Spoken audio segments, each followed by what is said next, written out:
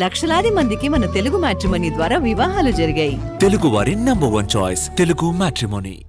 Maoist పార్టీకి అంత్యకాలం సమీపించిందా?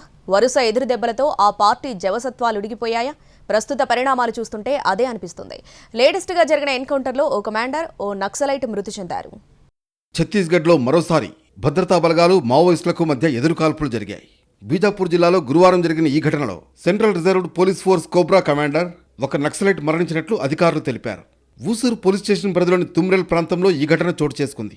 నారాయణపూర్ జిల్లాలో జరిగిన ఎన్కౌంటర్లో 27 మంది మరణించిన ఘటన మరువక ముందే మరో ఎన్కౌంటర్ జరగడం ఆ పార్టీని కుంగదీస్తోంది.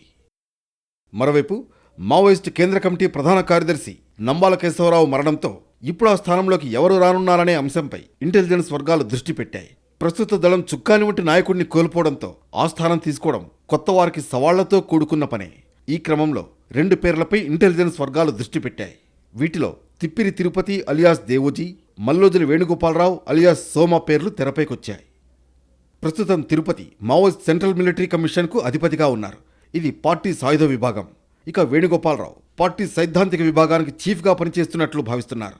వీరిలో తిరుపతి దళిత వర్గానికి చెందిన వ్యక్తి కాగా, వేణుగోపాలరావు అగ్రకులానికి చెందినవారు. దీంతో తిరుపతి పగ్గాలు చేపడితే దళితులతో పాటు ఆదివాసీల్లోకి పార్టీని బలంగా తీసుకువెళ్లేందుకు వారికి అవకాశం లభిస్తుందని ఇంటెలిజెన్స్ వర్గాలు అంచనా వేస్తున్నాయి. పార్టీకి గతంలో నాయకత్వం వహించిన మల్లోజుల కోటేశ్వరరావు, నంబాల కేశవరావుతో పోలిస్తే వీరిద్దరూ 2వ శ్రేణి నాయకులు. పాతతరం నాయకుల్లో చాలామంది ఇప్పటికే చనిపోయారు. ప్రస్తుతం తిరుపతికి 62 ఏళ్లు కాగా, వేణుగోపాలరావుకు 70 సంవత్సరాల వయస్సు. వీరిద్దరూ తెలంగాణ రాష్ట్రానికి చెందినవారే. తిరుపతిది జగిత్యాల కాగా, వేణుది పెద్దపల్లి. ఇక ఈ నేపథ్యంలో మావోయిస్టులు సాయుధ విభాగం నాయకుడి వైపు మొగ్గుతారా, లేదా సైద్ధాంతిక విభాగం నాయకత్వాన్ని ఆమోదిస్తారా అన్నది కీలకమని ఇంటెలిజెన్స్ వర్గాలు భావిస్తున్నాయి. వీరిలో వేణుగోపాల్కు పార్టీలో సీనియర్ల మద్దతు ఉన్నట్లు భావిస్తున్నారు.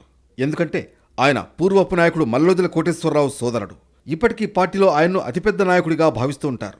ఆ స్థానాన్ని వేణుగోపాల్ మాత్రమే భర్తీ చేయగలడని అంచనాలున్నాయి.